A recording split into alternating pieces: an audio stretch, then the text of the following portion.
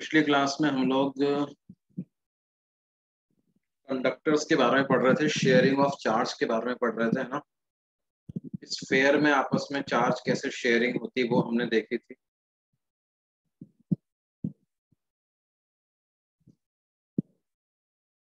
फिर parallel plate को आमने सामने रख देते हैं तो कैसे चार्ज रिडिस्ट्रीब्यूट होता है वो देखा।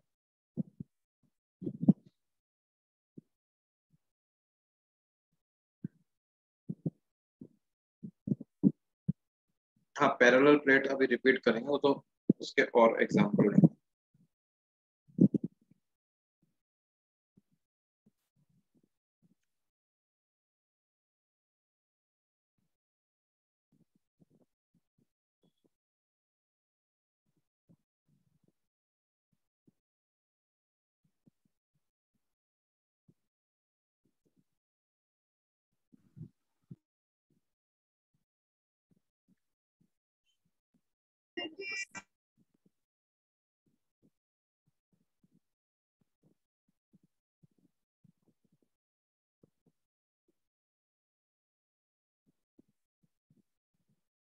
देखो भाई किस तरह से।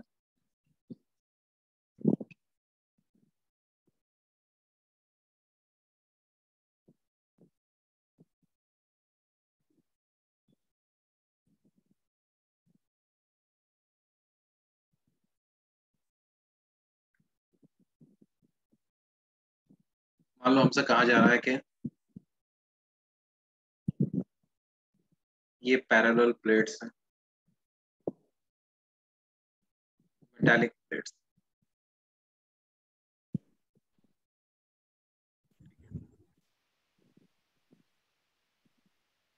क्या दिया हुआ है? Infinitely long.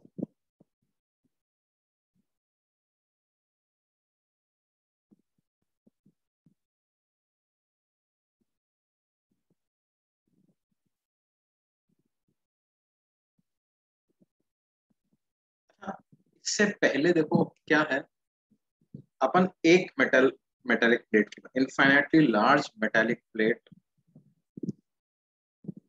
infinitely large metallic plate is given a charge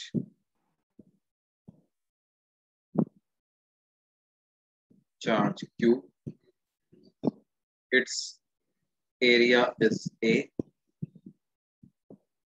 find the charge distribution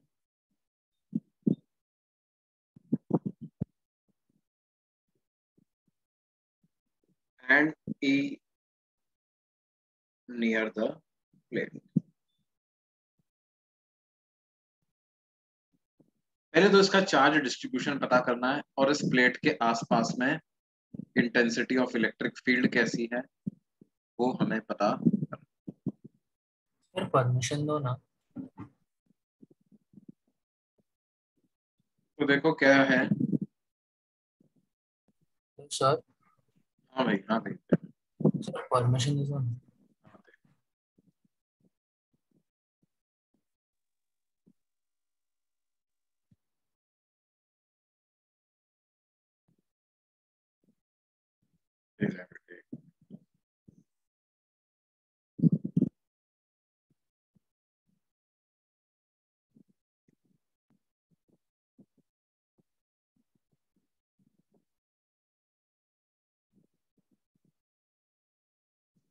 ये इसका चार्ज है Q। अब देखो ये चार्ज कहाँ रहेगा? क्या प्लेट के अंदर जा सकता है? क्या ये charge in the volume of the plate charge जा सकता है क्या?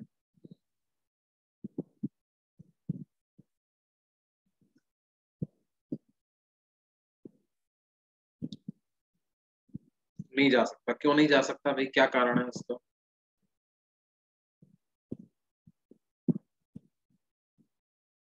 किसी भी कंडक्टर के बल्क में कोई चार्ज नहीं होता, क्योंकि इलेक्ट्रिक फील्ड जो जीरो होना चाहिए, तो वो कंडक्टर वाले रूल्स वॉयलेट करेगा।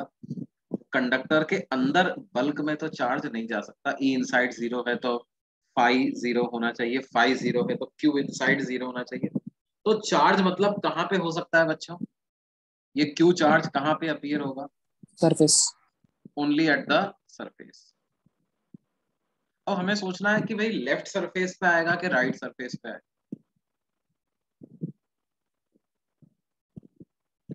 तो देखो, लेफ्ट पे आए राइट पे आए, जैसा भी आए, बस अंदर इलेक्ट्रिक फील्ड जीरो होना चाहिए। हर पॉइंट पर इलेक्ट्रिक फील्ड अंदर कितना होना चाहिए? जीरो। अब जाहिर सी बात है कि अगर पूरा लेफ्ट में आ गया या पूरा राइट में आ गया तो इसकी बॉडी के अंदर इलेक्ट्रिक फील्ड जीरो नहीं हो पाएगा, और अनइक्वली डिस्ट्रीब्यूट हो गया तब भी जीरो नहीं हो पाएगा। तो आधा आधा दोनों पे आना चाहिए। चार्ज जो होना चाहिए वो आधा आधा ही आना चाहिए ना, दोनों दोनों पे। तभी ई जीरो हो पाएगा कि नहीं? बिल्कुल एग्जैक्टली हाफ हाफ डिवाइड हो जाना। अब हाफ डिवाइड हो गया, इसका मतलब हम यहाँ पे लिख सकते हैं to make intensity inside the conductor zero,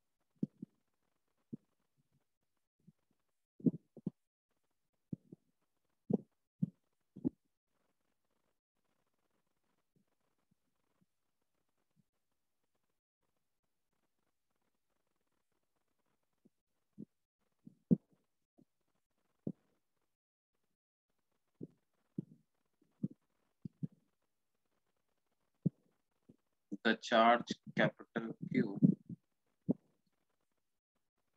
must get divided equally onto,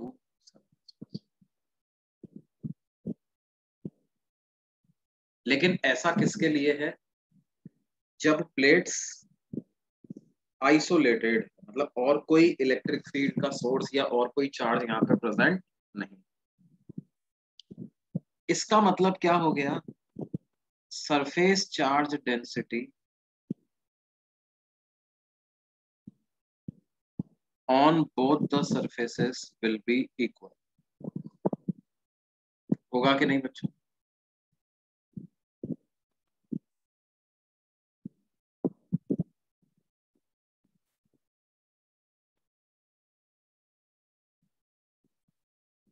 और वो कितनी आएगी? Q/2 divided by area. तो Q/2A के बराबर, जहां पर इसका भी एरिया A है, इधर का भी एरिया। ये वैल्यू आएगी किसकी? सिग्मा की। दोनों जगह पर सिग्मा इतना है। अब क्या है, आपको यहाँ पर कोई पॉइंट ए लिया, ए पॉइंट पर इंटेंसिटी ऑफ इलेक्ट्रिक फील्ड पता लगानी। तो दो सरफेसेस हो गई, दोनों पे चार्ज डेंसिटी सिग्मा सिग्मा है। तो E एट ए को क्या लिखेंगे इन टर्म्स ऑफ सिग्मा? अगर लिखना है तो सिग्मा/2 एप्सिलॉन नॉट प्लस सिग्मा/2 एप्सिलॉन नॉट। तो आंसर आ जाएगा सिग्मा/एप्सिलॉन। और अगर चार्ज के टर्म्स में लिखना है आपको तो सिग्मा को Q/2A लिख दो डिवाइडेड बाय एप्सिलॉन नॉट। तो आ जाएगा Q/2A एप्सिलॉन। क्या ये मुद्दा सबको समझ में आता है कि नहीं आता?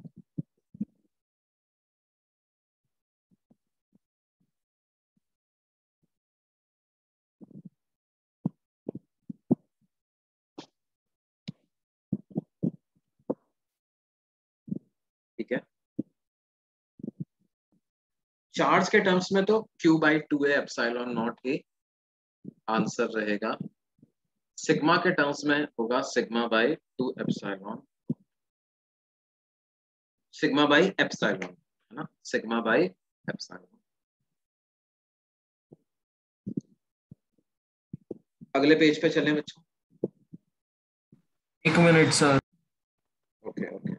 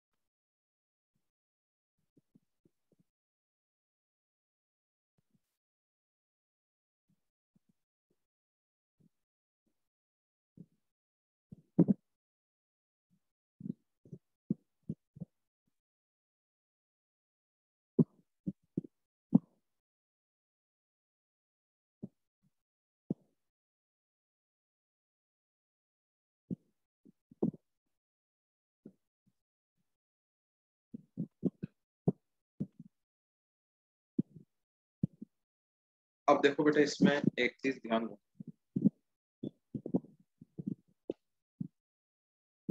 कि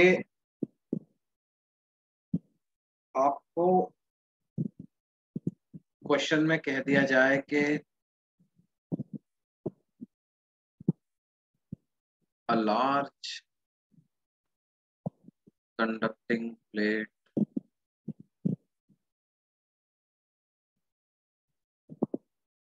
has surface charge density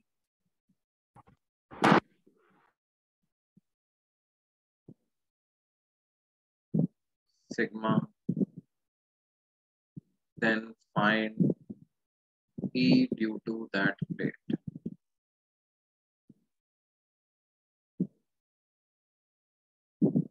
तो क्या आंसर होगा इसका?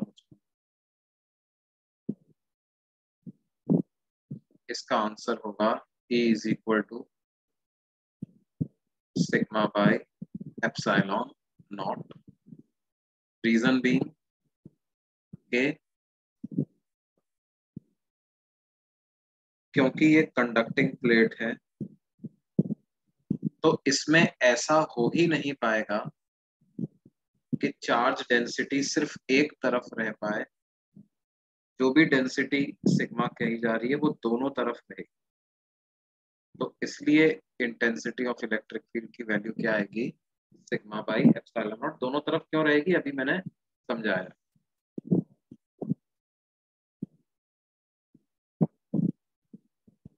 लेकिन आपसे कह दिया जाए कि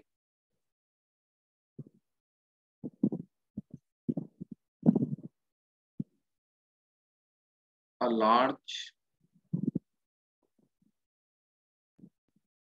conducting plate having surface area A and charge Q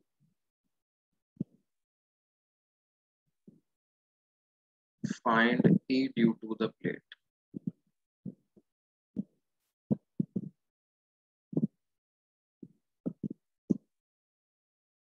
तो कैसे करेंगे भाई इसको?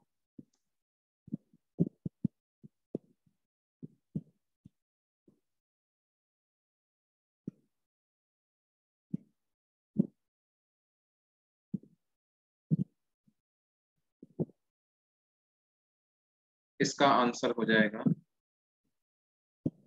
E is equal to Q by 2A epsilon, है ना? E is equal to Q by 2A epsilon not. क्यों? जो भी आप चार्ज दोगे वो आधा आधा दोनों तरफ आ जाएगा। तो ठीक है, इससे भी आंसर आता है। ये दोनों चीज मैंने अभी आपको।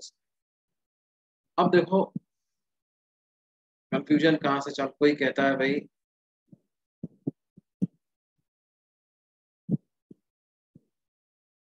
an infinitely large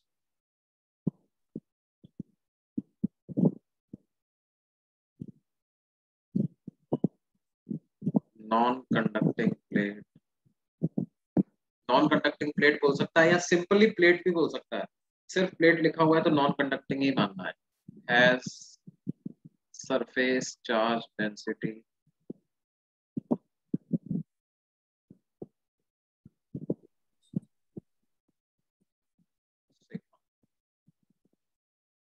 find intensity of electric field due to the find intensity of electric field due to the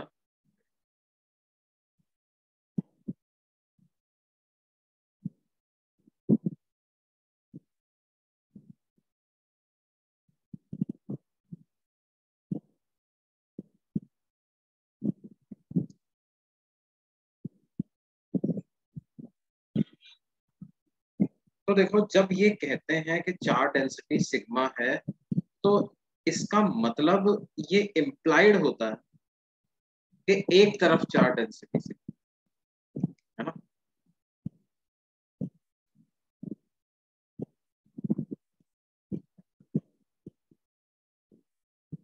इसका मतलब क्या होता है कि एक तरफ सिग्मा है सारा और एक तरफ जीरो, तो ऐसे केस में ई हो जाएगा सिग्मा बाई टू एप्सिलॉन। अच्छा इसका मतलब ये नहीं कि सिर्फ राइट में ही sigma by two epsilon naught होगा, लेफ्ट में भी sigma by two epsilon naught होगा, वो दोनों साइड प्रोड्यूस कर देगा ना। ऐसा थोड़ी है कि सिर्फ लेफ्ट वाला राइट वाला राइट में प्रोड्यूस करेगा लेफ्ट में प्रोड्यूस नहीं करेगा, वो दोनों जगह पर sigma by two epsilon naught होगा। तो देखो हमने जो इनफाइनाइटली लार्ज प्लेट की वजह से फॉर्मूला ड्राइव किया था sigma by two epsilon not, उस फॉर्मूले में कोई चेंज नहीं आया है क्या? उस फॉर्मूले में कोई चेंज आया क्या? There is no change in that formula.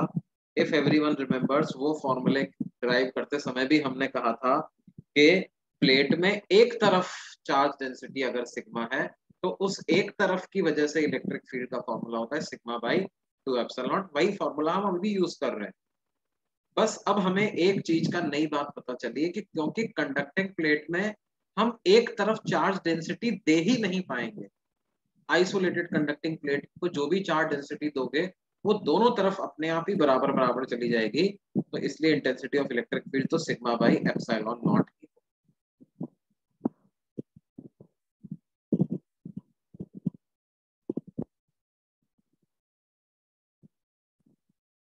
और मालूम हमसे कहा जाए an infinitely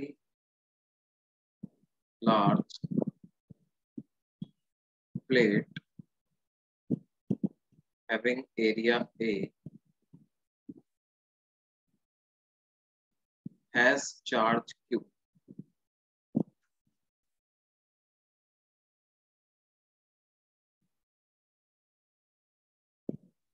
then find E due to the plate।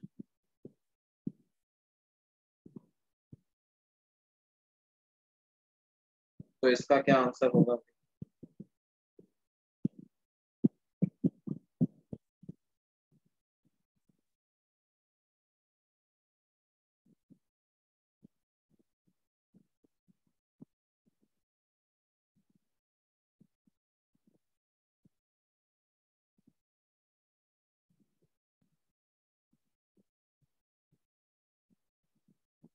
इसको चार्ज क्यू दोगे तो यानी ए की तरफ चार्ज क्यू दिया तो इसका मतलब चार्ज डेंसिटी कितनी आएगी? क्यू डिवाइडेड बाई ए, तो ई कितना हो जाएगा? Q by A sigma divided by two epsilon naught, यानी Q by two A epsilon. तो देखो टोटल चार्ज के टर्म्स में अगर आप देखो, compare these two, total charge के टर्म्स में देखो तो इलेक्ट्रिक फील्ड के एक्सप्रेशन में कोई चेंज नहीं आया है, वो Q by two epsilon not ही है, भले ही वो कैसे भी डिस्ट्रीब्यूटेड हो वो चार्ज।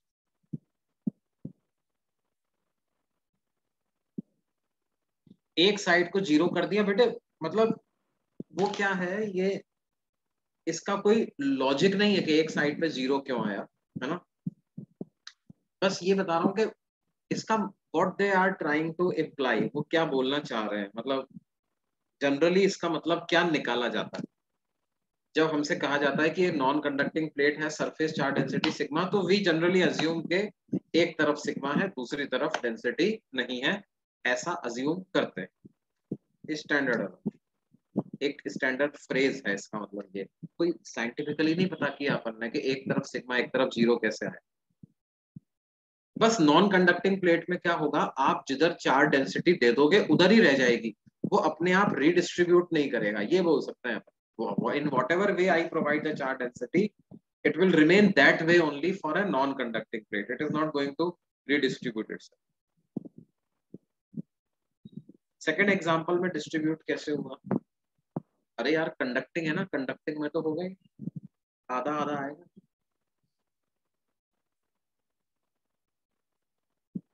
कंडक्टिंग है ना, कंडक्टिंग में तो आधा आधा आएगा, आइसोलेटेड।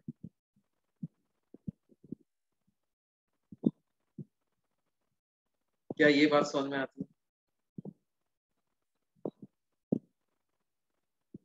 अच्छा देखो, तुम ऐसे सोचो, मान लो कि मैं एक और सवाल लेता हूँ, ठीक है।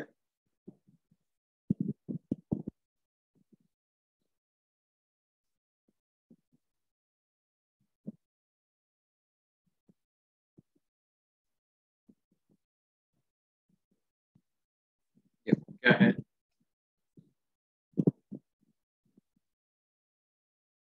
मान लो हमसे कहा जाए a non conducting plate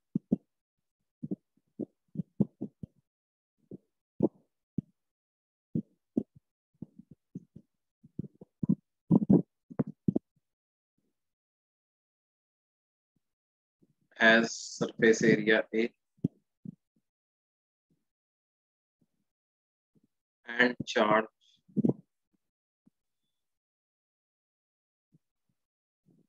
Q1 and Q2 on its two surfaces.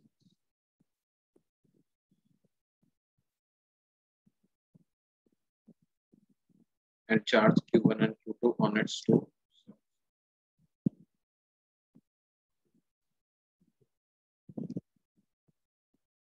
Find the intensity of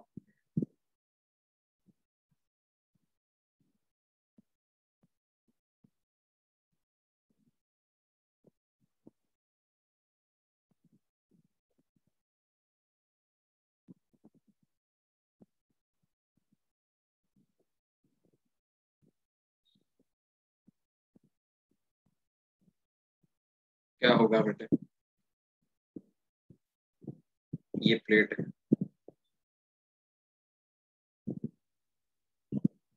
इस पे चार्ज है, इधर है Q1, इधर है, यहाँ इलेक्ट्रिक फील्ड पता लगाना।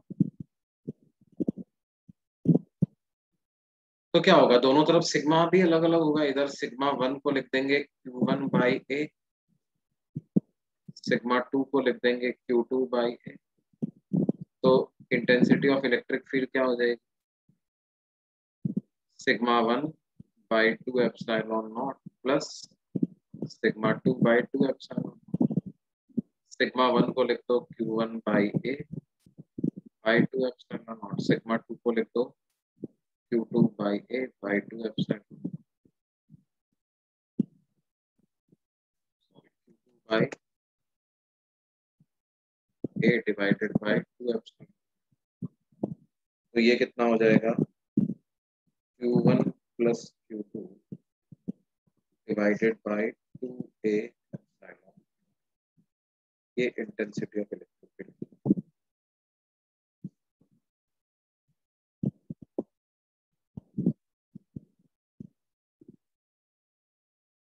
Q1 plus Q2 divided by, या इसको सिंपली समझो आप, Q total by 2 epsilon not लिख दिया,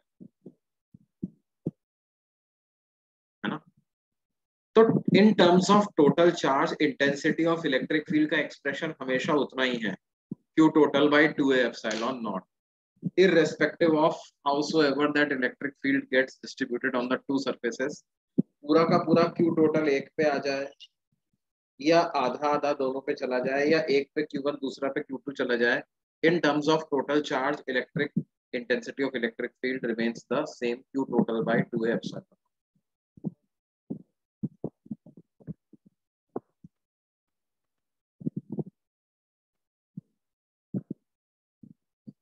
हाँ बिल्कुल बिल्कुल, वो तो आपने को साइन के साथ ही करना है, एक पे अगर प्लस है दूसरे पे नेगेटिव, तो ऐड करने की जगह वो मतलब चार्ज कम हो जाएगा।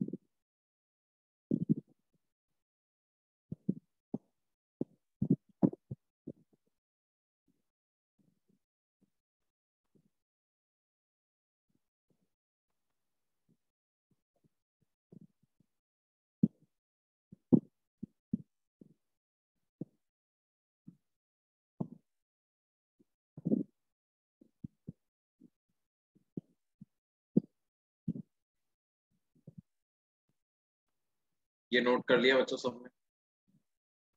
Wait sir.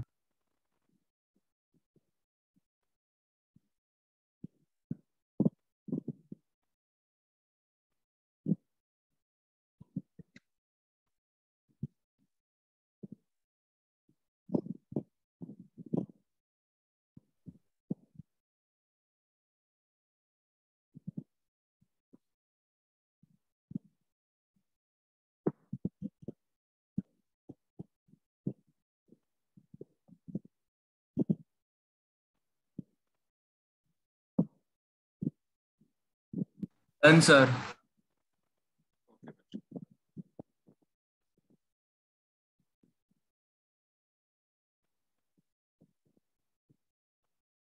तो ये एक सिंगल प्लेट के बारे में तो अब कोई कंफ्यूजन नहीं ना किसी को? किसी भी तरह से घुमा फिरा के सवाल पूछे आप आंसर कर दोगे उसका। कंडक्टिंग है, नॉन कंडक्टिंग है, चार्ज दे दिया जाए, सिग्मा दे दिया जाए, है ना? एक अकेली प्लेट का तो मुद्दा समझ में आया है आपने। ठीक है, अब उस मुद्दे पे आते हैं कि दो या तीन प्लेट आमने सामने रख दी गई हैं, तो उसको कैसे सॉल्व करते हैं। जैसे देखो क्या है,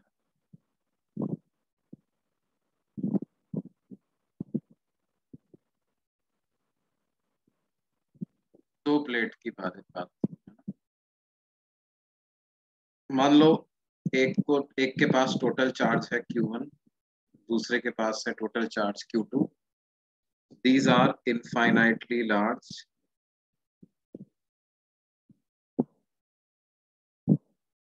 कंडक्टिंग प्लेट्स।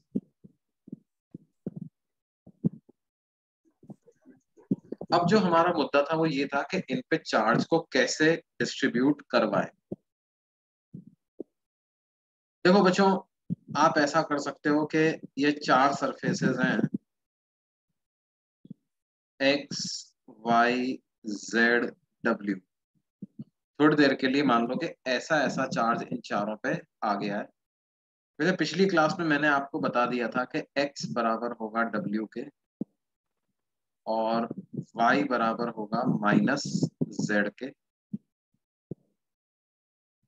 और इन दोनों से हम बोल सकते हैं कि इसका मतलब x और w दोनों Q1 plus Q2 by two के बराबर,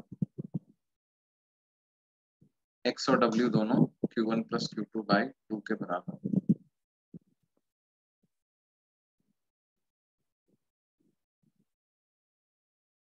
अब ये कैसे इस कंक्लूजन पे अपन पहुंचे थे, वो उसका लॉजिक को समझते हैं अपन।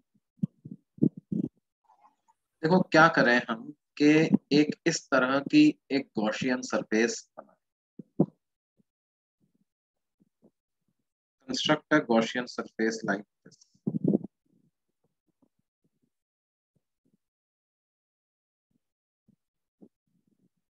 क्यूबिकल टाइप की बनाना है अपन, क्यूबॉइड टाइप की या क्यूबिकल टाइप की जैसा।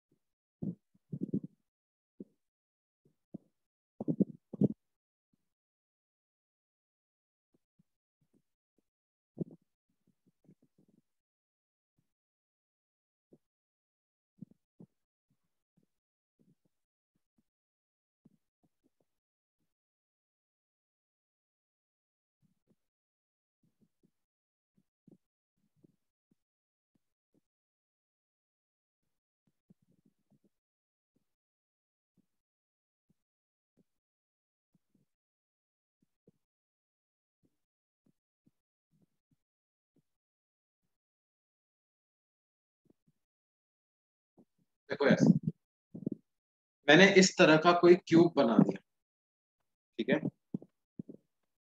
अब इस क्यूब को मैं नाम दे रहा हूं ABCD EFGH, ठीक है। क्या ये जो मैंने क्यूब कंसिडर किया है, इस क्यूब में से फ्लक्स 0 होना चाहिए कि नहीं होना चाहिए?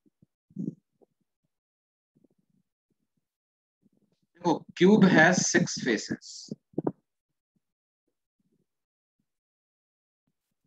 तो फ्लक्स थ्रू क्यूब का मतलब क्या है?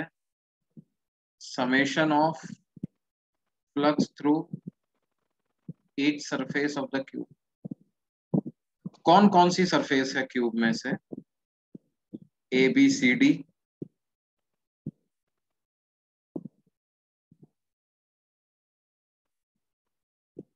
EFGH, ADEH, BCFG। इन सरफेसेस के लिए तो क्या है, E vector is grazing these 4 surfaces।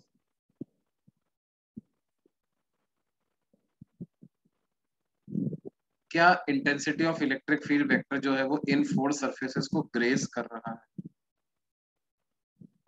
वो इन 4 सरफेसेस को ग्रेज कर रहा है। It is grazing these 4 surfaces, इसलिए इनमें से फ्लक्स 0 हो जाए।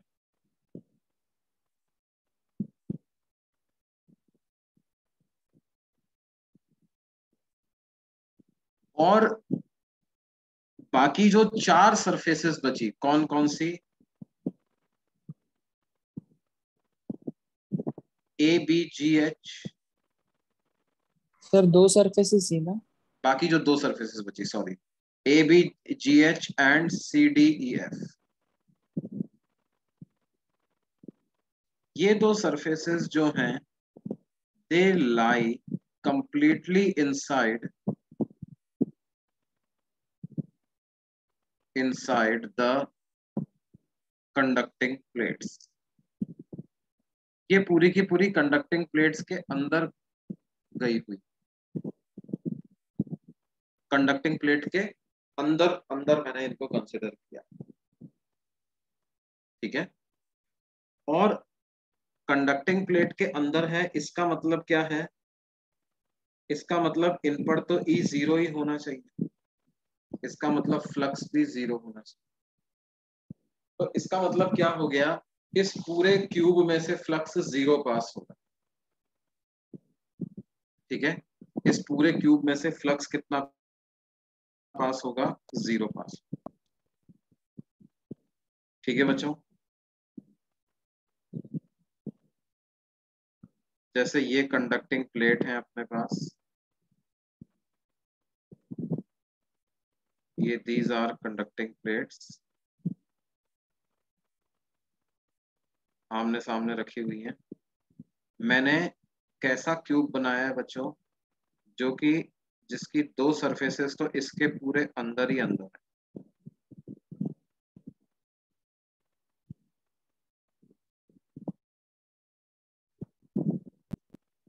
और बाकी 4 जो है वो इसके परपेंडिकुलर। तो इस क्यूब में से फ्लक्स 0 पास हो। अगर इस क्यूब में से फ्लक्स 0 पास हो रहा है, इसका मतलब चार्ज इनसाइड द क्यूब 0 होना चाहिए, इस क्यूब के अंदर चार्ज 0 होना चाहिए। इसका मतलब क्या है कि देखो इस क्यूब के अंदर कौन कौन सी 2 सरफेसेस हैं, एक तो ये वाली और एक ये वाली, यही 2 तो हैं। ये बाहर वाली तो क्यूब के बाहर है ना, ये तो क्यूब के बाहर हो गई। Outer edges are outside the cube, only inner edges are inside the cube. तो उन इनर एजेस पे क्या होगा, मिलाकर के चार्ज 0 होना चाहिए, यानी ये y और z एक दूसरे के अपोजिट होने चाहिए। y प्लस z की वैल्यू 0 होनी चाहिए। क्या ये वाला लॉजिक समझ में आया बच्चों?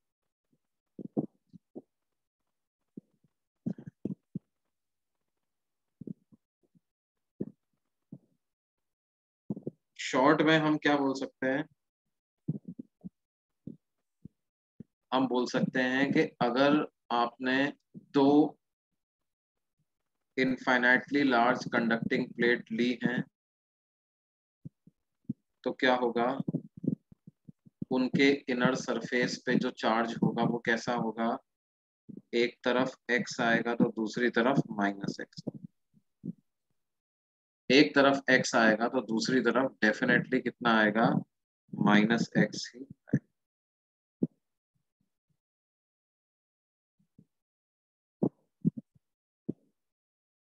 बोलो बच्चों।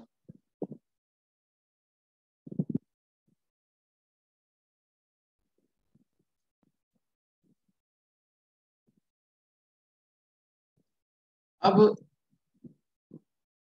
देखो, बाहर वाली जो सरफेसेस हैं उस पे चार्ज मान लो कि कुछ Z1 आया एक पे, दूसरे पे Z2 आया।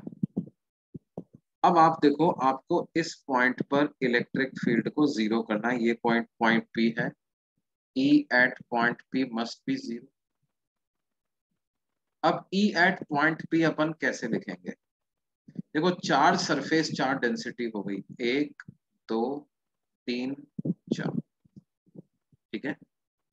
तो Z1 की वजह से कितना होगा, Z1 by A divided by 2 epsilon not and it will be towards right. इस वाले x की वजह से कितना होगा, x by A divided by 2 epsilon not and it will be towards left. Positive है अपने से अवे, Z1 को भी पॉजिटिव माना अपने से अवे। फिर -x की वजह से कितना होगा, x by A divided by 2 epsilon not, और वो अपनी तरफ प्रोड्यूस करेगा, इसका मतलब टुवर्ड्स राइट। और Z2 की वजह से क्या होगा, Z2 by A divided by 2 epsilon not and it will be towards left.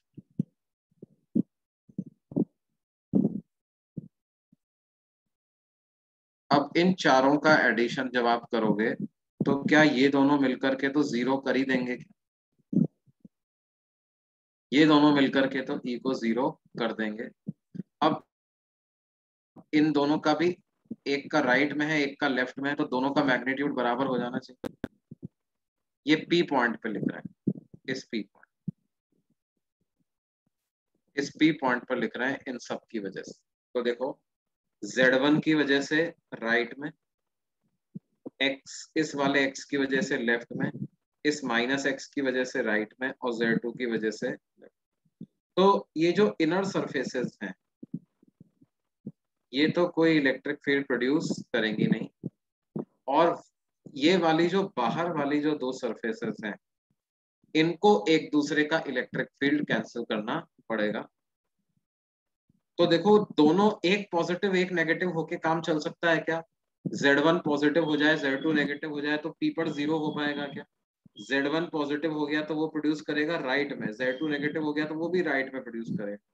इसका मतलब क्या होना चाहिए, Z1 and Z2 must be of same sign and Z1 must be equal to Z. E at P0, इसका मतलब बाहर वाली surface का चार्ज तो बराबर ही होना चाहिए, ठीक है।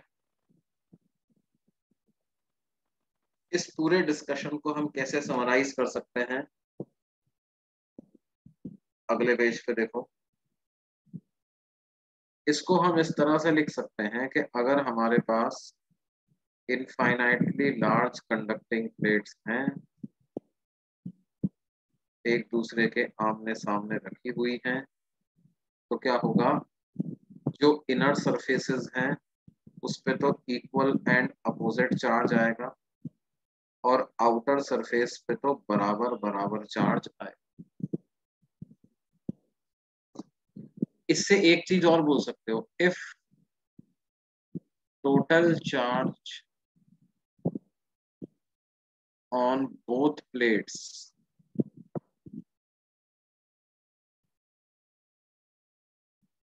is Q total,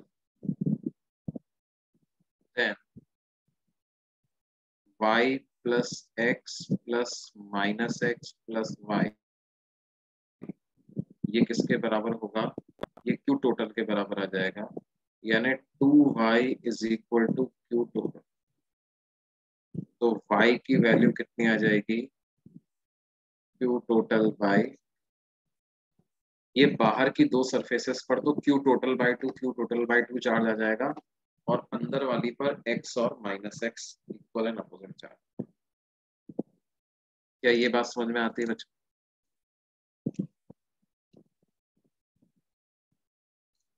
सर जैसे बाहर वाली पे Q/2 आता है, वैसे अंदर वाली पे कितना चार्ज आएगा, मतलब हम लोग इन अंदर वाली पर कंपैरिजन तो टू। पता लगा सकते हो, है ना? अंदर वाली पर क्या होगा कि जो पहली प्लेट पे जो चार्ज होगा टोटल, उसमें से तुम y को सब्ट्रैक्ट कर दो तो अंदर वाली।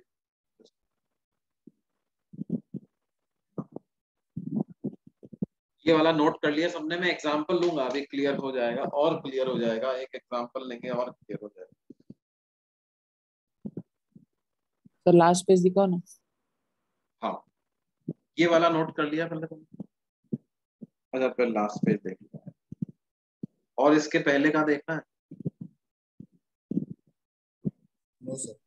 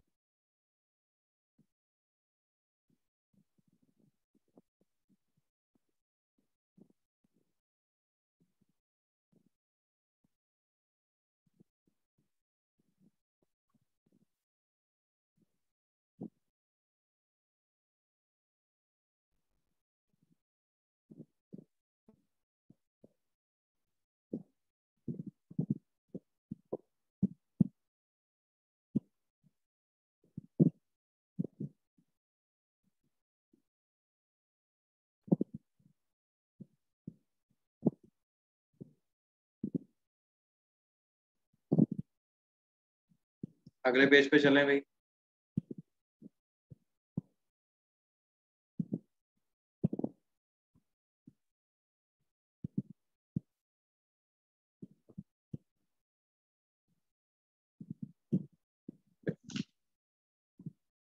मान लो कोई हमसे कह दे कि भाई क्या है, आपके पास ये दो कंडक्टिंग प्लेट्स हैं, ठीक है, और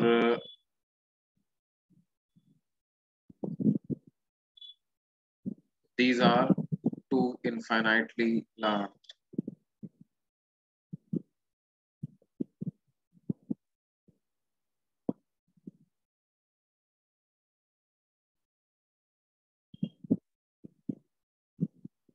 conducting plates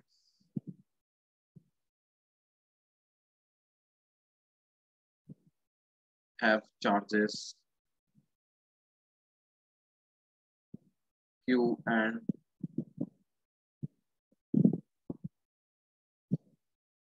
three. Then find charges on each of the surfaces of these conducting plates.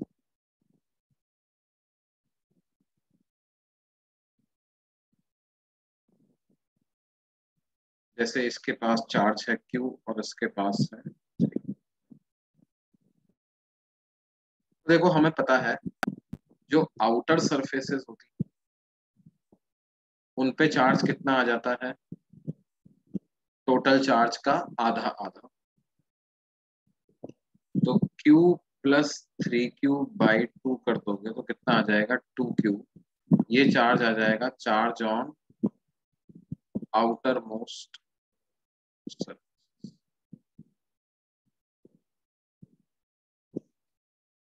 तो आ जाएगा कितना 2Q और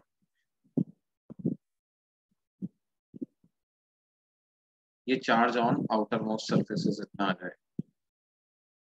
अब इनर सरफेसेस पे देखना है तो देखो ये जो लेफ्ट वाली प्लेट है इस पे टोटल चार्ज Q होना चाहिए,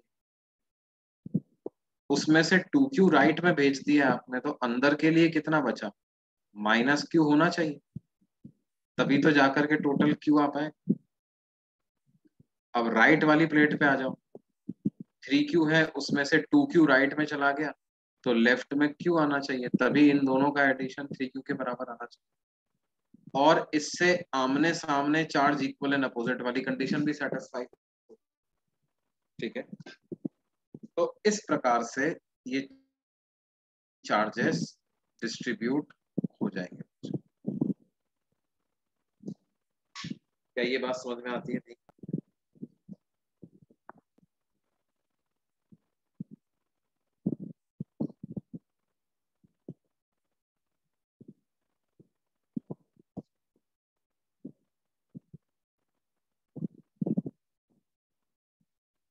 जैसे एक एग्जांपल मैं लेता हूँ, तुम लोग करना उसको, आंसर सब लोग बताना।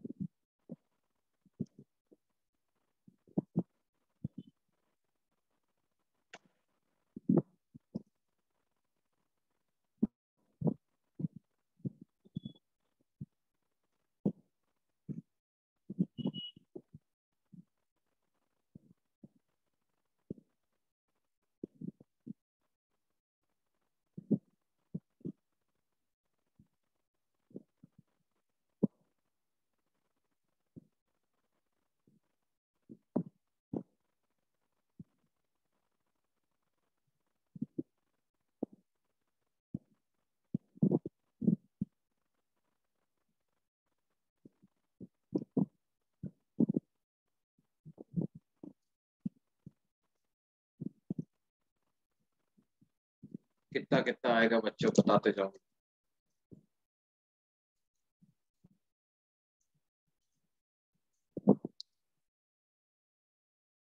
जैसे मान लो सरफेस के मैं नाम दे देता हूँ ABCD, तो चार्ज ऑन ए कितना आएगा, चार्ज ऑन बी कितना आएगा, चार्ज ऑन सी कितना आएगा, चार्ज ऑन डी कितना। सबसे पहले कौन सा चार्ज पता चलेगा अपने को, ए और डी वाला। तो चार्ज ऑन ए को कैसे लिखेंगे,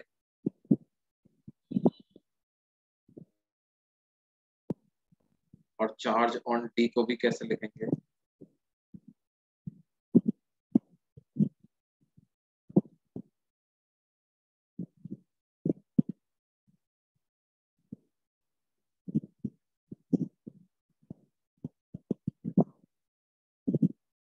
-Q/2।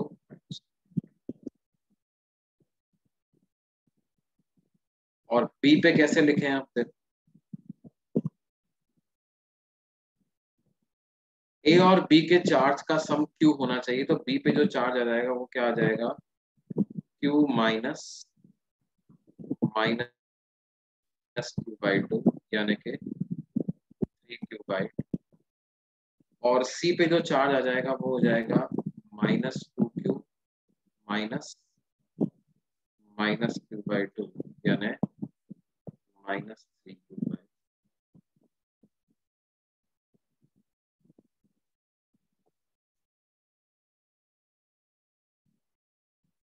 बिल्कुल सही बताया है। तनिष का बिल्कुल सही आंसर आया।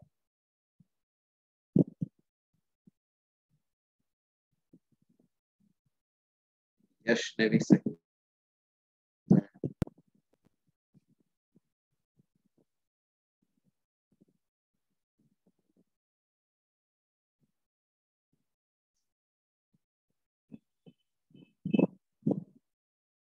इसने गड़बड़ी करी है, पीयूष सिंह ने गड़बड़ी करी है।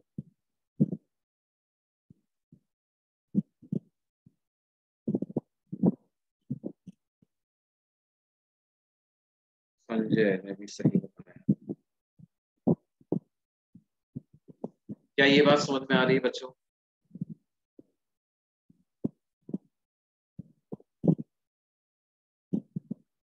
ओके ओके, कोई बात नहीं, कोई बात नहीं।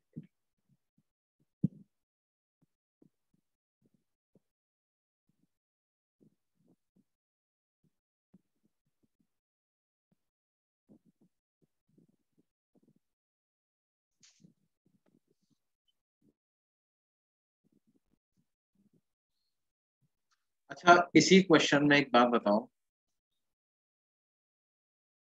इन अबाव प्रॉब्लम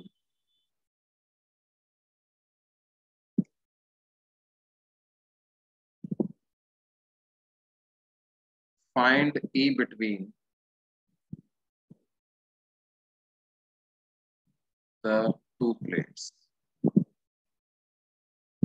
जो दो प्लेट्स के बीच वाला रीजन है उसमें इंटेंसिटी ऑफ इलेक्ट्रिक फील्ड क्या?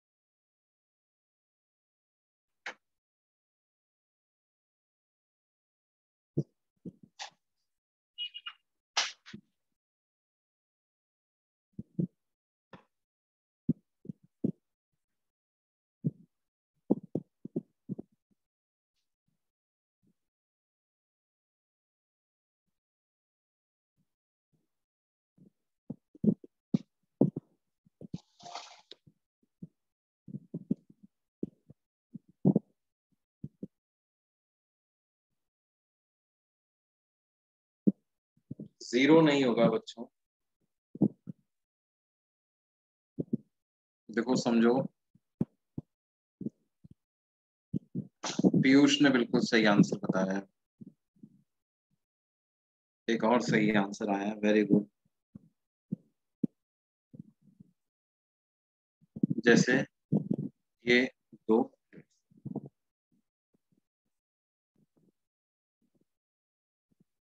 अब इस चीज को समझो तुम कि ए और डी पे चार्ज -Q/2 -Q/2 था,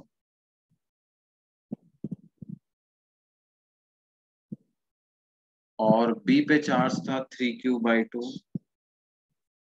और -3Q/2।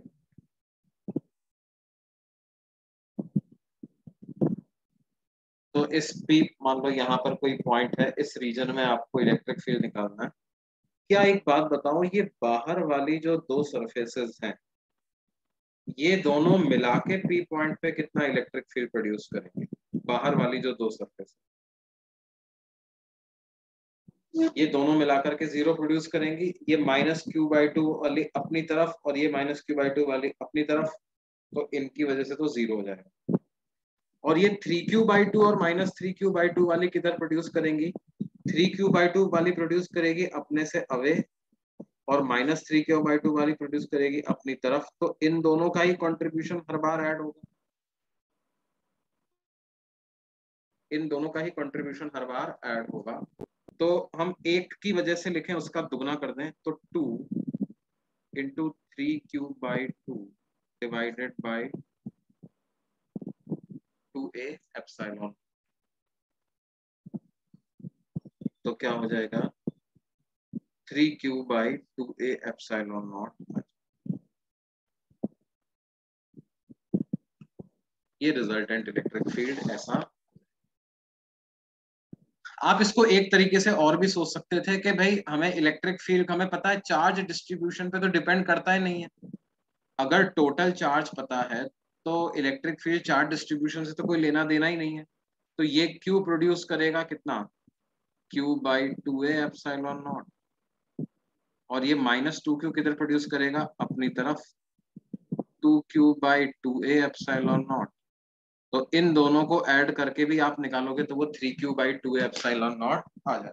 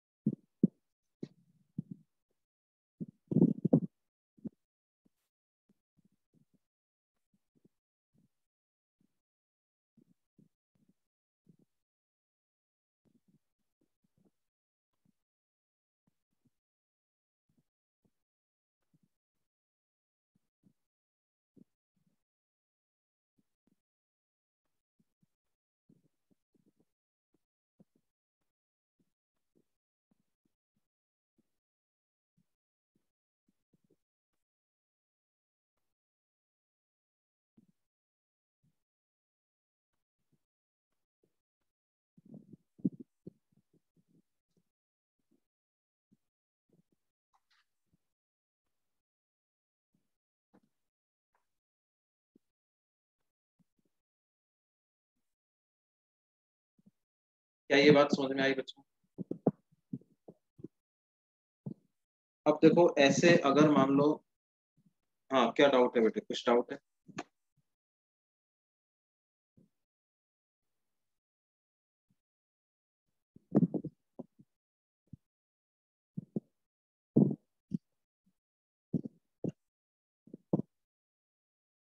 और देखो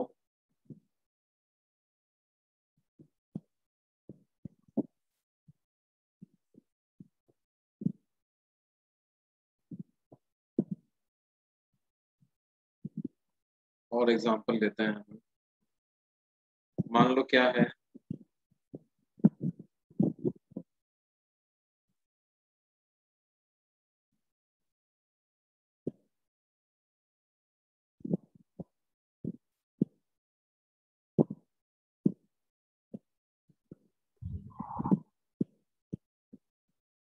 तीन प्लेट दे दी साहब, और कहा के चार्ज इनके ऊपर है कितना? Q, 2Q और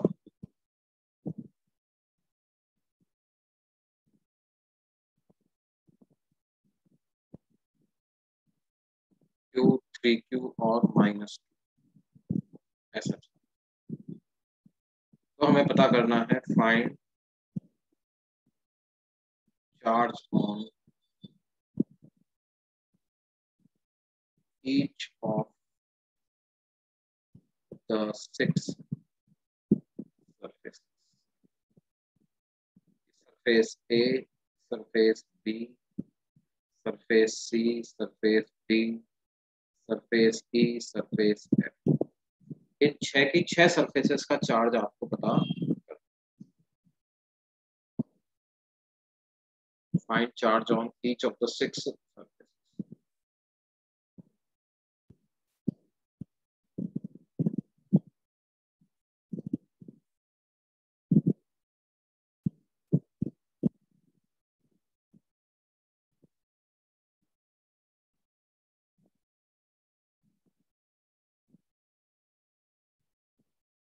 सर एक डाउट है। तो बेटा सर अभी ना ग्रुप पे टाइम टेबल आया है, तो कल बोर्ड का क्लास लगाया है, तो बोर्ड में आप कौन से बोर्ड का सिखाओगे?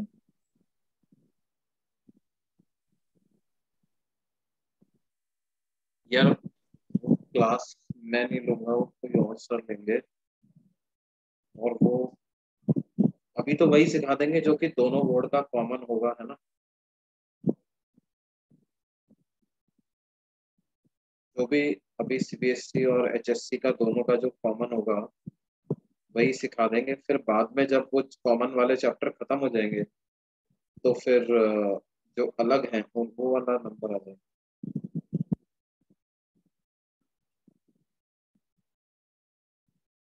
या शायद अच्छा किसी ने ये कहा था कि थर्मोडायनेमिक्स आने वाला है किसी के स्कूल के एग्जाम में।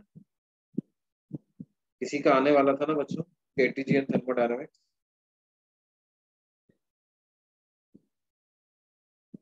तो हाँ, वो एमजीएम वाले बोले थे। हाँ वो उन लोगों को पढ़ा देंगे, केटीजी थर्मोडायनेमिक्स पढ़ा देंगे। तो केटीजी थर्मोडायनेमिक्स तो काफी है ही सही सब लोगों के, तो वो आता है। सर तो सीबीएसई वाले ज्वाइन करे उसको। देख लेना, कल मिलकर डिसाइड कर लेना सर से, जो भी तुम लोग कहोगे वो पढ़ा देंगे, है ना। अगर एमजीएम वालों का अभी अर्जेंसी है तो पहले वो वाला ले लेना।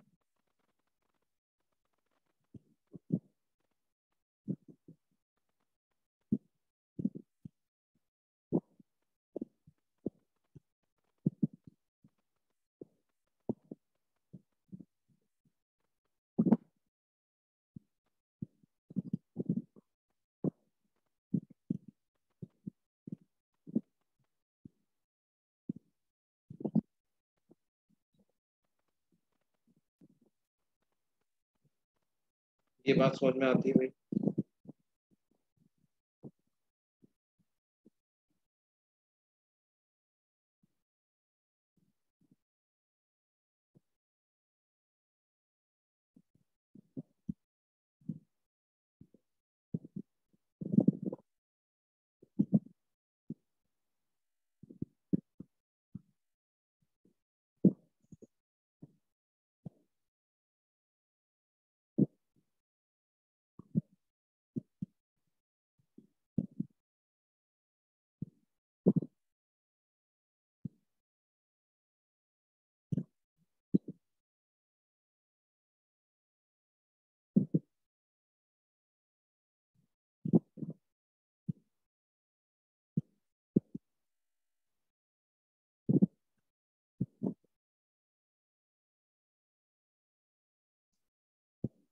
टेस्ट ऑफ, एक बच्चा पूछ रहा था टेस्ट ऑफ इलेक्ट्रिफिकेशन मतलब क्या था। टेस्ट ऑफ इलेक्ट्रिफिकेशन का मतलब होता है कि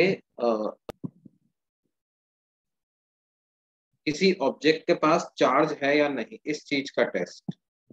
weather that object has charge, तो इसको कहेंगे टेस्ट ऑफ इलेक्ट्रिफिकेशन।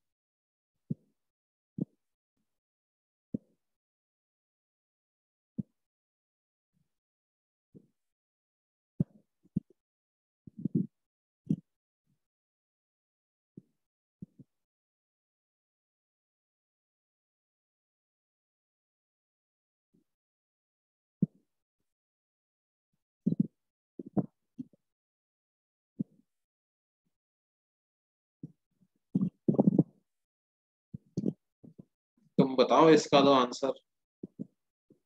क्या electric lines of force conductor के अंदर प्रेजेंट हो सकती हैं क्या? क्या कंडक्टर के अंदर इलेक्ट्रिक फील्ड होता है क्या? नहीं होता, तो इलेक्ट्रिक लाइन ऑफ फोर्स भी नहीं होनी चाहिए। कैविटी के अंदर हो सकती है। देखो इसका कैसे करेंगे। सबसे पहले तो हम चार्ज पता कर लेंगे कहाँ पर, ए पर और एफ पर। तो वो आ जाएगा Q plus 3Q minus 2Q divided by 2। तो Q प्लस 3Q आ जाएगा 4Q, 4Q में से 2Q गया तो 2Q, और 2Q बाई 2 किया तो Q आ जाएगा। ये चार्ज आ जाएगा ए पर और एफ। अब रही बात बी की, तो बी पे चार्ज कितना होगा, Q माइनस चार्ज एट ए, तो वो 0 हो जाएगा। ठीक है, अगर B पर 0 हुआ है इसका मतलब C पर भी 0 ही होना चाहिए, क्योंकि इक्वल एंड अपोजिट होता है। और C पर अगर 0 हुआ तो D पर हो जाएगा 3Q minus charge at C, तो वो 3Q के बराबर ही हो जाएगा।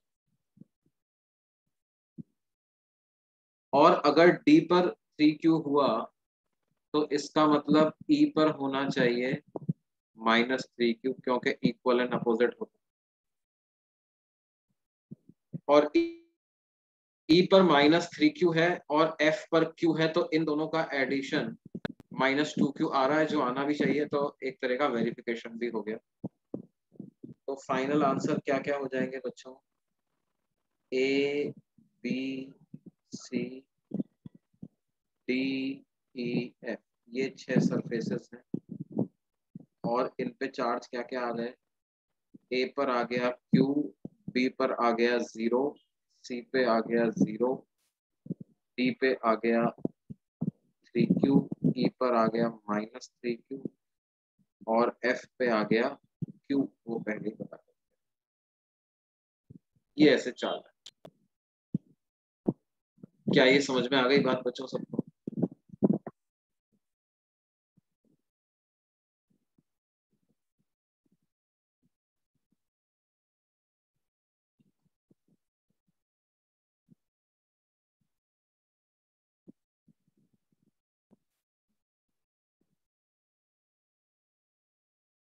अच्छा, इस सवाल में अगर मैं आपसे ये पूछूं कि मान लो ये प्लेट 1 है, ये प्लेट 2 है और ये वाली प्लेट 3 है, तो मैं आपसे पूछूं find potential difference between plate 1 end plate 2, Vp1 minus Vp2 की वैल्यू बता दो।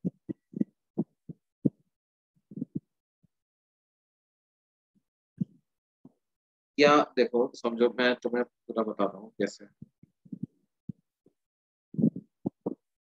3 प्लेट्स हैं,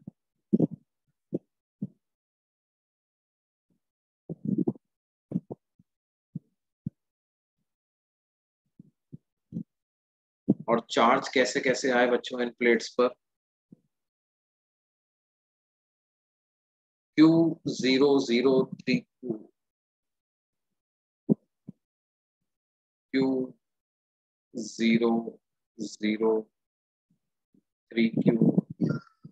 -3Q, और इस पे टोटल चार्ज था Q, इस पे था 3Q, इस पे था -। अच्छा, इस रीजन में इलेक्ट्रिक फील्ड कितना होगा, इसको मैं रीजन 1 कहूँ और इसको रीजन 2 कहूँ, या मान लो यहाँ पर कोई पॉइंट मैंने ले लिया M और यहाँ कोई पॉइंट मैंने ले लिया N, तो E एट M की वैल्यू क्या होगी?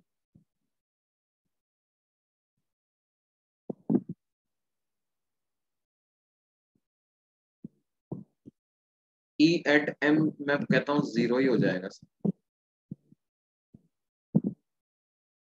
E at M will be 0। क्यों?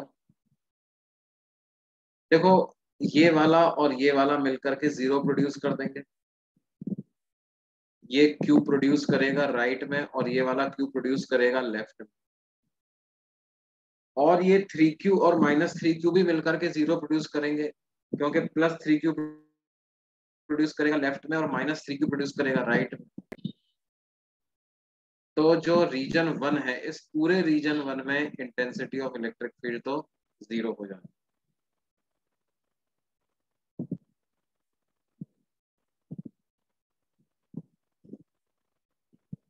अब N पॉइंट की बात करते हैं। N पॉइंट पर जो आएगा वो आएगा 3Q/A एप्सिलॉन।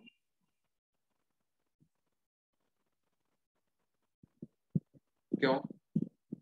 देखो फिर से ये Q और ये Q मिलकर के n पॉइंट पे 0 प्रोड्यूस कर देंगे। यहाँ तो कोई चार्ज है नहीं तो वो तो 0 ही प्रोड्यूस कर ही रहा है। अब ये वाला 3Q प्रोड्यूस करेगा राइट में और -3Q प्रोड्यूस करेगा राइट। एक 3Q की वजह से होगा 3Q/2 दूसरे की वजह से भी 3Q/2 तो ऐड होकर के हो जाएगा 3Q/A। ये ऐसा इंटेंसिटी ऑफ इलेक्ट्रिक फील्ड है।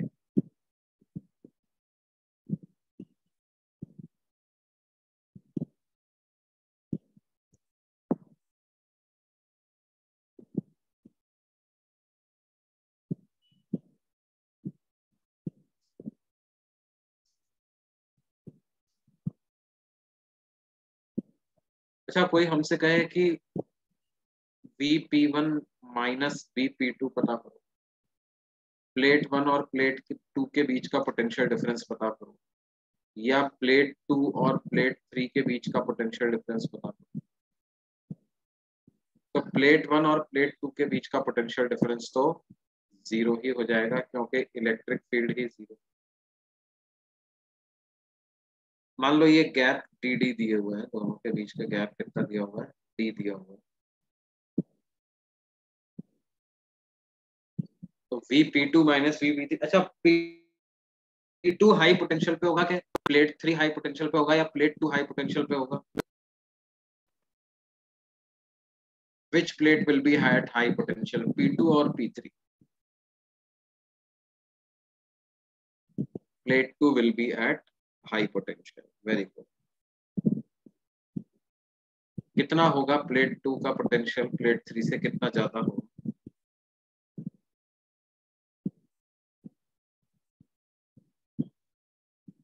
Delta V equal to E delta D ऐसा लिख सकते हैं, बिल्कुल सही बात है। तो ये आ जाएगा intensity of electric field 3Q/A/0 into D, 3QD/A। ये potential of plate 2 minus potential of plate 3।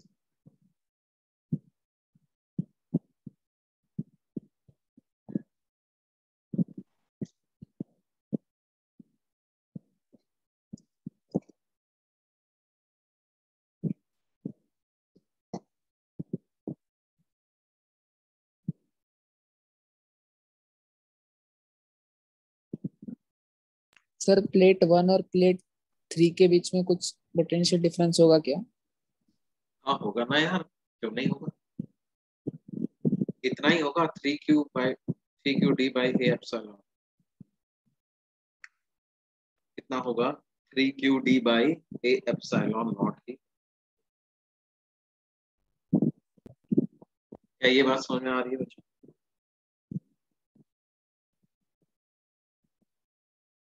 भाई क्योंकि प्लेट 1 और प्लेट 2 का पोटेंशियल बराबर है ना, प्लेट 1 और प्लेट 2 का पोटेंशियल बराबर है, तो यहाँ पर आप Vp2 की जगह Vp1 भी लिख सकते हो।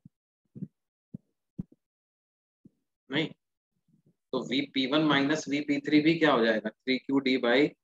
ये भी। क्या ये बात समझ में आ रही है? अच्छा अब यस सर। ध्यान देना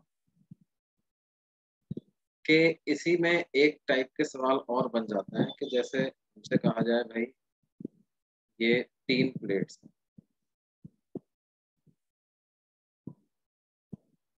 और पहली और दूसरी प्लेट के बीच का जो सेपरेशन है वो हमें दिया गया है कितना? D। और दूसरी और तीसरी प्लेट के बीच का सेपरेशन हमें दिया गया है 2D। ठीक है, और इन पे चार्ज है कुछ Q, 2Q और 3Q, मान लो ऐसा, या 3Q मतलब है, अच्छा Q ही ले लो।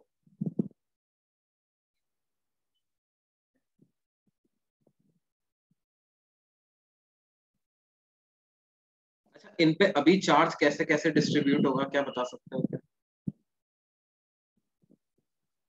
फटाफट बताएं। अगर Q plus 2Q 3Q 3Q और Q 4Q, तो इधर आ जाएगा 4Q/3, इधर भी आ जाएगा 4Q/3। Q में से 4Q/3 सब्ट्रैक्ट कर दो तो यहाँ -Q/3, यहाँ -Q/3, तो इधर +Q/3। 2Q में से Q/3 सब्ट्रैक्ट कर दो तो इधर आ जाएगा 5Q/3, यहाँ 5Q/3, तो यहाँ पर -5। 2Q में से Q/3 सब्ट्रैक्ट करेंगे तो 5, 2Q में से Q/3 सब्ट्रैक्ट करेंगे तो 5Q/3 आएगा। आउटर सरफेसेस 2 और 1 3 और 1 4। अच्छा सॉरी ये मैंने गलत कर दिया। 3 में क्यों डिवाइड कर, 3 में थोड़ी डिवाइड करते हैं इसको, कितने में डिवाइड करते हैं? 2 में डिवाइड करते हैं। तो क्या होगा, मैंने गलत किया। Q + TQ 3Q 3Q और Q 4Q 4Q का आधा कर दो तो 2Q, तो इधर आ जाएगा 2Q और इधर भी आ जाएगा 2Q। इधर 2Q है लेकिन टोटल Q होना चाहिए, तो यहाँ -Q होगा। यहाँ -Q है तो यहाँ Q होगा। ये 2Q है, ये Q है, ये Q है, टोटल 2Q होना चाहिए, तो राइट में भी Q आएगा। ये Q है तो इधर -Q आएगा, -Q और 2Q है, टोटल Q हो रहा है। इस तरह से चार्जेस इनके पास रहेंगे या नहीं, ये बात समझ में आती है? बाई 2 करना है, यस, बाई 3 नहीं करना, बाई 2। अब हमने क्या किया, ये प्लेट 1 है, ये प्लेट 2 है, ये plate 3। Plate 1 and plate 3 are connected by a conducting wire.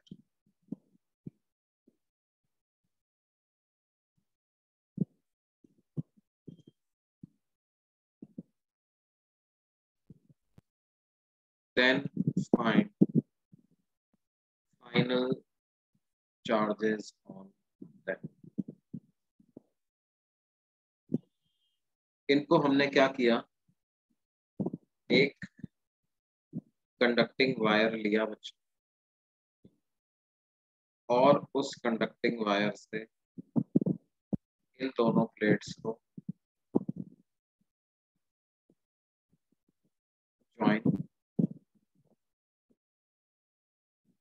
Join कर दिया, मतलब इस स्विच को क्लोज कर दिया। प्लेट्स को ज्वाइन कर दिया मतलब क्या कर दिया, स्विच को क्लोज कर। अब देखो इसको करने का एक बार तरीका तो देख लो कैसे करते हैं। हम लिखेंगे आफ्टर SS क्लोज,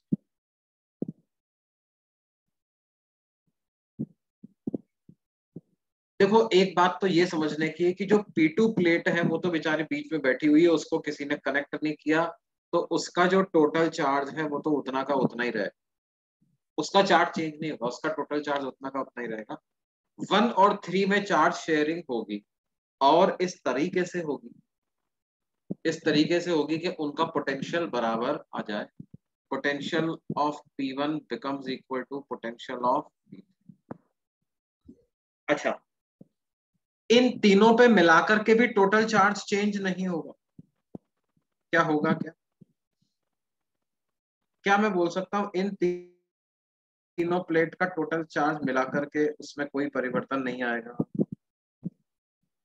इन तीनों प्लेट का टोटल चार्ज मिलाकर के आप देखोगे तो उसमें कोई चेंज नहीं आएगा, उसमें कोई चेंज नहीं,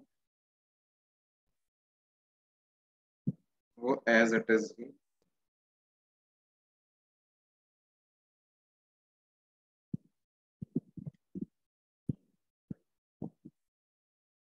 तो अगर टोटल चार्ज उतना ही रहा है बच्चों, तो हम क्या बोल सकते हैं कि आउटर मोस्ट प्लेट्स के चार्ज पे कोई चेंज नहीं आएगा, मतलब ये 2Q रहेगा और इधर वाला भी 2Q रहेगा, ठीक है। अब इधर x मान लेते हैं, तो यहाँ -x आ जाएगा, ये -x है, बीच वाली प्लेट का तो टोटल चार्ज 2Q रहेगा, तो राइट में आ जाएगा 2Q + x, और इधर आ जाएगा माइनस ऑफ 2q प्लस ये ऐसे। अब अपने पास देखो P1 और P3 का मिलाकर के टोटल चार्ज 2q था, अभी भी इन दोनों का मिलाकर के टोटल चार्ज 2q ही है। देखो 2q प्लस एक्स, यहाँ है माइनस 2q प्लस एक्स, तो इसको इसको इसको और इसको ऐड करोगे तो टोटल 2q का 2q ही रहेगा, है ना। अब देखो क्या है, इस रीजन में अगर आपको इलेक्ट्रिक फील्ड लिख दो और इस रीजन में इलेक्ट्रिक फील्ड लिख दो, तो रीजन 1 में इलेक्ट्रिक फील्ड क्या x by A epsilon not लिख सकते हैं। रीजन 2 में इलेक्ट्रिक फील्ड क्या 2q plus x upon A epsilon not लिख सकते हैं। ठीक है, तो यहां से लेकर वहां तक टोटल पोटेंशियल डिफरेंस क्या आ जाएगा, x by A epsilon not into D plus 2q plus X by A epsilon not into 2d, ये 0 आना चाहिए। तो d by A epsilon not से d by A epsilon not cancel हो गया, तो x plus 4q plus 2x this must be equal to 0।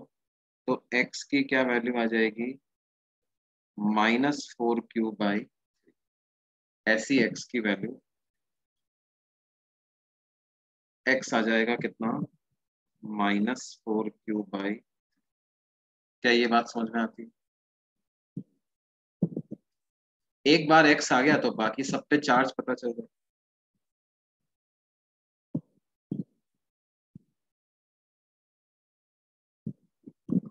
मैंने क्या किया, ये चीज मैंने क्या लिखी है बच्चों, ये चीज लिखी है प्लेट 1 और प्लेट 3 के बीच का potential difference, Bp1 minus Bp3 को 0 किया है।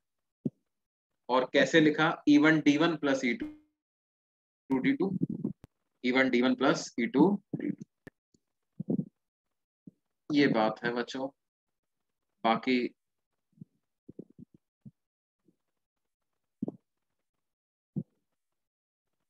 इसको हम अगली क्लास में कंटिन्यू करेंगे। ये हमारा अब खत्म हो चुका है बेसिकली, अगर मैं इलेक्ट्रोस्टैटिक्स की बात करूं तो ये खत्म हो चुका है एक तरीके से। कुछ एक मिसलेनियस टाइप के एग्जांपल्स हैं ये, है ना, these are some miscellaneous examples. Sir next lecture में खत्म हो जाएगा इलेक्ट्रोस्टैटिक्स? हाँ, वैसे तो अभी भी खत्म करने को मैं बोल सकता हूँ भाई खत्म हो गया है। पोटेंशियल डिफरेंस जीरो कैसे हुआ, पोटेंशियल डिफरेंस जीरो ऐसे हुआ ना यार, अभी बताया तो था मैंने भाई, दो कंडक्टर्स को जब कनेक्ट करोगे तो उनका पोटेंशियल डिफरेंस जीरो होना चाहिए ना। जब तक पोटेंशियल सेम नहीं हो जाता तब तक चार्ज फ्लो करेगा। दो कंडक्टर्स के बीच में चार्ज कब तक फ्लो करेगा, जब तक पोटेंशियल जीरो नहीं हो जाता।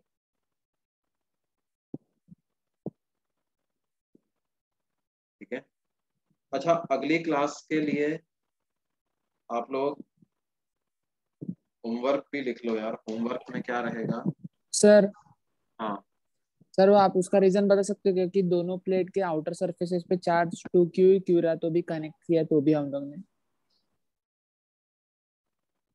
यार, इन तीनों पे आउटर सरफेस पे चार्ज कितना आता है तू बता, कैसे पता लगाते हैं आउटर सरफेस का चार्ज। सर हम लोग तो तीनों को ऐड करके फिर डिवाइड बाय 2 करेंगे ना, पर टू इसमें कर तो देते हैं, दोनों तो क्या दोनों तीनों करना का ही पड़ेगा। चार्ज का एडिशन अभी चेंज होगा क्या, नहीं नहीं होगा ना, तो बाई 2 करोगे तो वही आएगा। सर, पर अभी हम लोग ने दो लोग को कनेक्ट किया तो हम लोग वो लोग का स्पेसिफिक नहीं लेंगे, तीनों का ही लेना पड़ेगा क्या फिर से? तीनों का ही लेना होगा, तीनों का ही।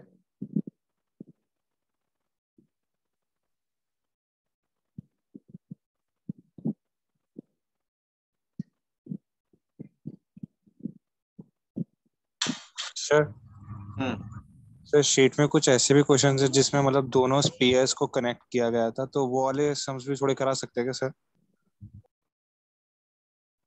मैंने कराया तो थे किस स्फीयर्स को कनेक्ट करने वाला। सर वो कंडक्टिंग वाला था, उसमें थोड़ा प्रॉब्लम हुआ था। हाँ तो वो जो एग्जाम्पल में जब आएगा शीट में तब बता दूंगा ना। Okay sir.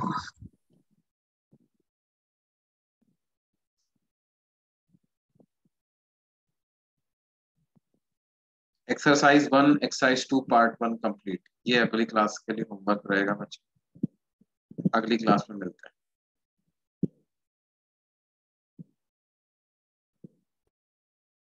Bye, thank you sir.